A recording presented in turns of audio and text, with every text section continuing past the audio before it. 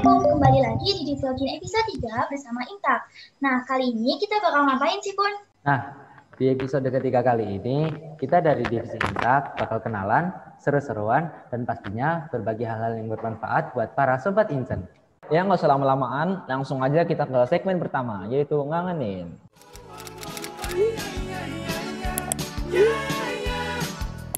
Nah, dimulai dari aku ya. Aku, Baita Belisa Baga, dari kelas 11 MIPA 3, asal dari Grobogan. Lanjut ke Usman. Aku Kaisaka Usman dari kelas 10 IPS, asal Depok. Oke, lanjut aku nih ya. Aku Tata Konagula Minuyaka, dari kelas 10 MIPA 2, asal dari Magetan. Lanjut, Kanada.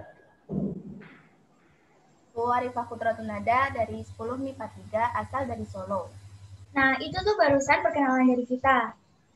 Daripada kelamaan, mending kita masuk ke segmen berikutnya, yaitu Ambyar. Nah, pemanasan kita ini bakal berisi sharing juga seputar pengetahuan umum. Masing-masing dari kita udah nyiapin satu kata yang bakal jelasin. Tapi sebelumnya anggota yang lain harus menjelaskan sepengetahuan masing-masing atau mungkin mereka... Oke, mulai dari aku ya.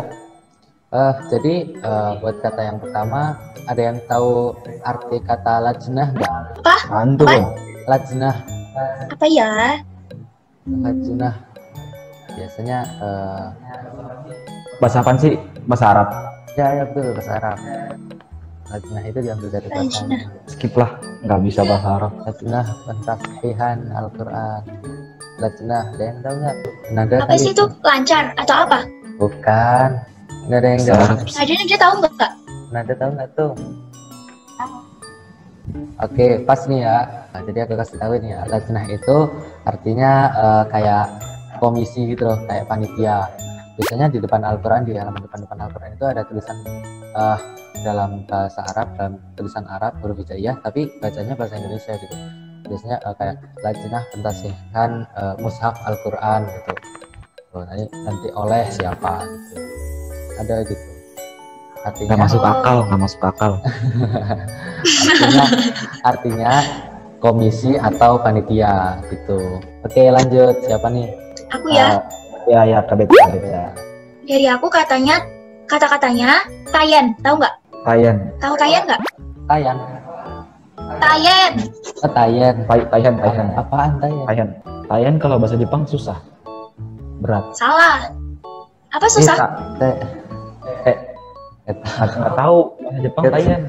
Nggak tahu nih. Padahal nggak tahu semua. Udah aku jelasin aja. Jadi Tayen itu nama lain dari pengumpulan dana atau pemungutan yang bisa disebut juga sama donasi. Gitu. Bahasa apaan sih? Bahasa Indonesia. Iya. Tapi emang jarang dipakai. Kan kita seringnya pakai donasi. Lanjut. Kata dari aku itu candala. Apa? Apa? Candala. Candala. Candle. Serapannya candle. Oh, Candala apaan sih? Candala.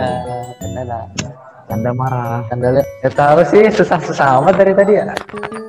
Lu juga pun susah. Lajnah mah masih Iya, sering. Nggak tahu nih. Enggak. Itu artinya rendah atau nista atau merasa rendah. Apa? Rendah, merasa rendah. Rendah hati. Rendah diri apa rendah hati? Rendah diri. Oh. Aku ya sekarang. Dari aku Genta. Genta. Genta. Oh, Genta. Kayak sering dengar nggak sih Genta? Iya, sering. Kalau di Genta sering masih. Tapi apa ya artinya? Di kelenteng biasanya ada. Oh, lonceng nggak sih? Iya. Oh ya itu. Lonceng. Lonceng. Ya, Bener. Iya, lonceng, bel. iya. Paling itu lah kayak itu. Iya, tahu. Udah ya. Kita lanjut ke segmen Ambyar selanjutnya ya. Kita main Among Us.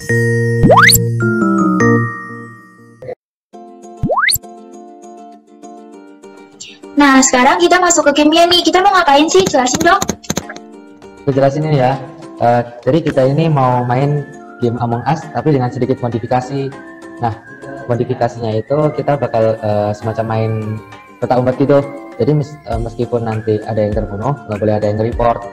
Jadi impostor ini jadi kayak yang jadi yang nyari, dan crewmate boleh sembunyi sambil ngerjain tugas yang telah disediakan gitu.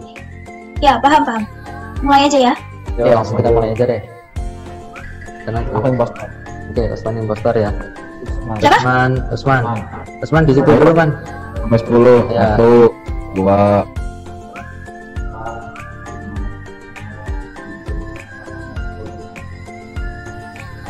Oke, Usman udah boleh nyari. Allah. Usman di jalan belum? Usman udah jalan. Udah. Nada ada kawan. Cepet banget. Jadi udah mati berarti?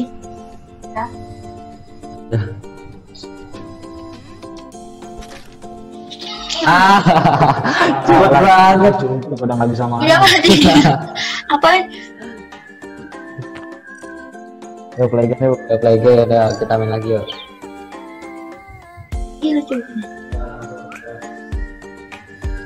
Mulai langsung ya. Oke, langsung yuk.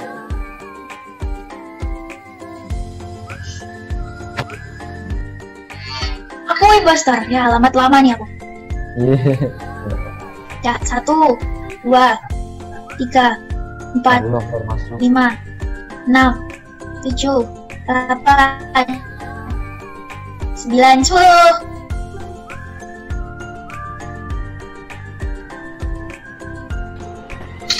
Ya,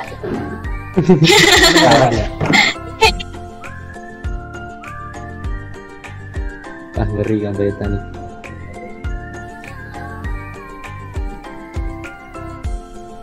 Aduh, aku keluar. Ya. ah, Yuk.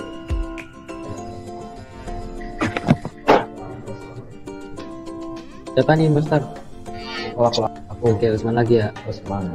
Coba 1, 2, 3, 4, 5, 6, 7, 8, 9, 10.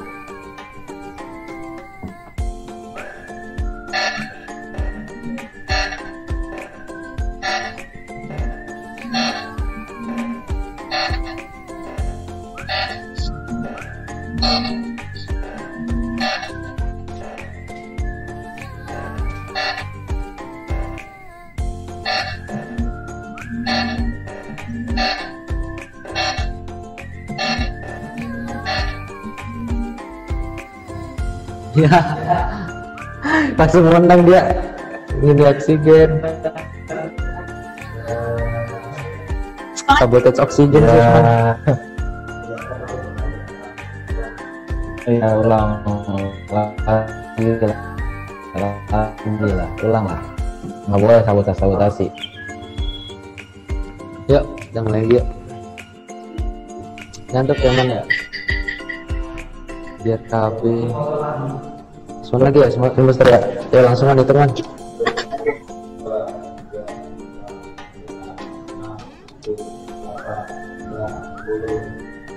Empat, 5,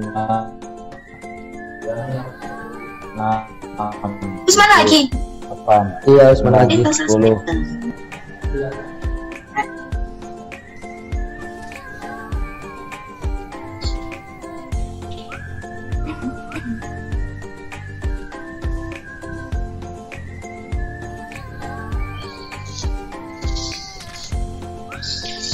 Mampus.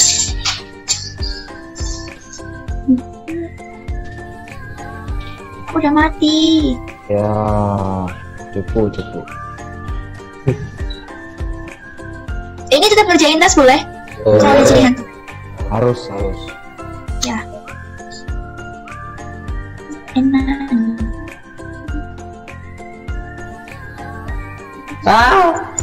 Ngeri. Usman gila.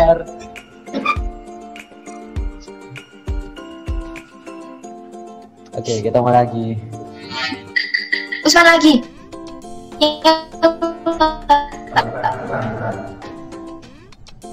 Nada ya?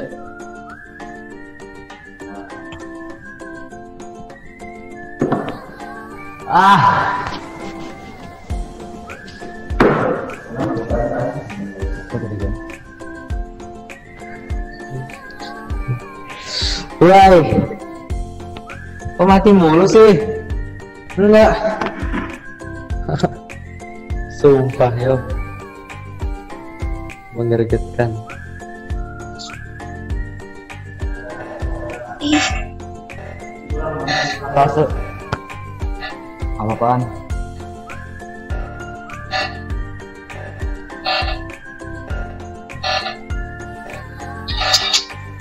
Ya,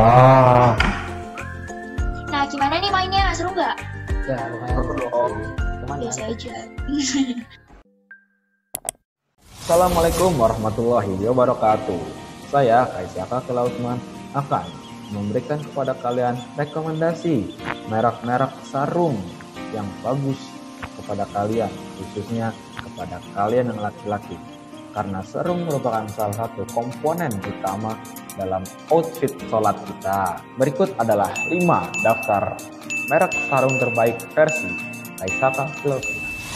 Yang pertama adalah sarung Mangga. Mangga adalah merek sarung termurah yang ada di rekomendasi kali ini. Ia memang tidak terkenal dari dibandingkan sarung-sarung lokal lainnya, tapi kalian pasti sudah tidak terlalu asing dengan merek sarung Mangga ini. Kelebihannya adalah harga yang murah, mulai dari 50 ribuan hingga 150 ribu. Kemudian merupakan sarung tenun sehingga motif tidak akan pudar meskipun sarung sering dicuci. Ketiga, warna kalem dan motifnya elegan, tetap dikenakan berbagai usia meskipun harganya murah. Kekurangannya, sarung ini memiliki karakteristik kaku, mudah kusut, terasa panas selama dikenakan, terutama ketika cuaca terik. Maklum, rekomendasi kedua adalah Wadimor. Kita mungkin sangat sering mendengar nama Wadimor, mulai dari iklan di HP sampai iklan di televisi melalui iklan. Kelebihannya adalah terdapat berbagai macam pilihan harga, mulai dari yang paling murah sekitar 50 ribuan hingga 230 ribu. Motif tersedia dalam pilihan tenun dan print. Motif tenun tidak akan pudar hingga awet tahunan. Kekurangannya, banyak motif yang monoton dan terlihat kuno. Kedua, perpaduan warna pada motif sarung kurang selaras membuatnya terlihat kurang mencolok. Ketiga, kurang cocok digunakan oleh remaja dan anak-anak. Sarung dengan motif print mesti dicuci dengan deterjen yang kadang tidak keras hingga motif terlintur. Ketiga adalah sarung Rabbani.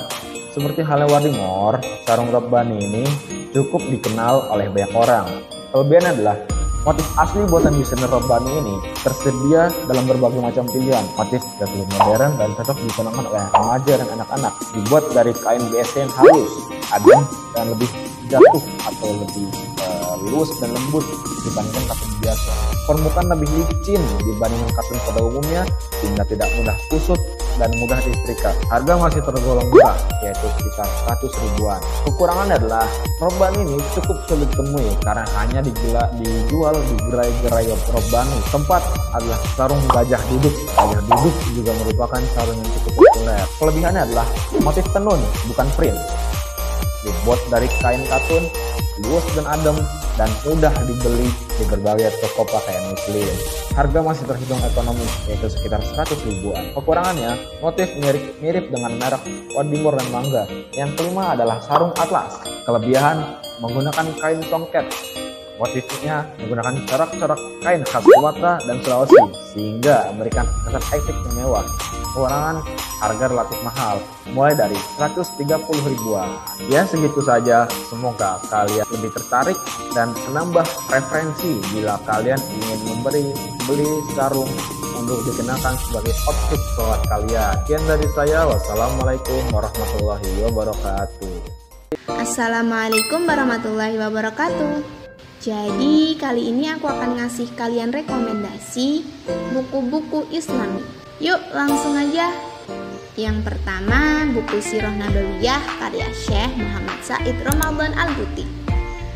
Syekh Muhammad Said adalah salah satu tokoh Islam ternama di Turki. Beliau menulis buku Sirah Nabawiyah yang berisi rekaman seluruh mata rantai perjalanan Nabi besar Muhammad SAW dari beliau lahir hingga beliau wafat. Buku ini juga banyak direkomendasikan loh, karena bahasa yang digunakan tuh gak seperti bahasa storytelling atau satu arah bercerita aja, tapi beliau menggunakan bahasa-bahasa analisa dari setiap cerita yang dijelaskan di setiap bagiannya. Penjelasan dalam buku ini juga menganut mazhab Imam Syafi'i. Jadi buku ini cocok sekali untuk kita warga Indonesia yang mayoritas menganut mazhab Imam Syafi'i. Yang kedua, Bulughul Mahram. Bulughul Mahram merupakan suatu kitab hadis karya Al-Hafiz Ibnu Hajar Al-Asqalani. Tapi tenang, walaupun ini kitab, sudah banyak kok terjemahan dalam bahasa Indonesianya. Nah, di dalam buku ini tuh berisi hadis-hadis yang dijadikan sumber pengambilan buku fikih oleh para ahli fikih dan sangat cocok untuk kita para remaja yang sangat membutuhkan lebih luas lagi ilmu tentang fikih. Jadi yuk kita baca. Yang terakhir adalah novel Di Atas Sajadah Cinta karya Habibur Rahman El-Shirazi. Buku ini udah tergolong buku lama, tapi sampai sekarang buku ini masih bestseller loh. Masih populer dan laris di pasaran. Nah, di dalam buku ini tuh terdiri atas 38 cerita teladan Islami yang terinspirasi dari kisah nyata. Penulisnya itu terinspirasi dari sahabat-sahabat penulis serta kisah-kisah yang bernilai Al-Quran dan As-Sunnah dalam bahasa fiksi. Di Atas Sajadah Cinta merupakan salah satu karya yang dapat membawa ketentraman jiwa dan memudahkan pembaca untuk mengamalkan ajaran Islam. Tertarik kan? Berikut tips membeli sarung berkualitas dan nyaman dipakai. Yang pertama, perhatikan jenis bahan yang digunakan. Bahan sarung yang bagus adalah kainnya memiliki kualitas premium, teksturnya tidak kaku, dan halus. Yang kedua, perhatikan jahitan dan kerapatan benang. Sarung yang kualitasnya bagus umumnya tidak memiliki sambungan pada jahitannya. Selain itu, kerapatan benang juga menjadi faktor penting untuk menentukan daya tahan sarung. Yang ketiga, sesuaikan juga dengan budget yang kamu miliki. Bukan cuma hadir dengan harga murah, kini merek sarung berkualitas premium juga diproduksi dengan harga jutaan rupiah. Disarankan untuk membeli sarung sesuai dengan budget dan selera. Biasanya, sarung mahal diproduksi dengan kain kualitas terbaik atau diproduksi dalam jumlah terbatas. Jadi, kami sarankan untuk membeli di seller yang sudah mendapatkan verifikasi dan terjamin kualitas produk penjualannya.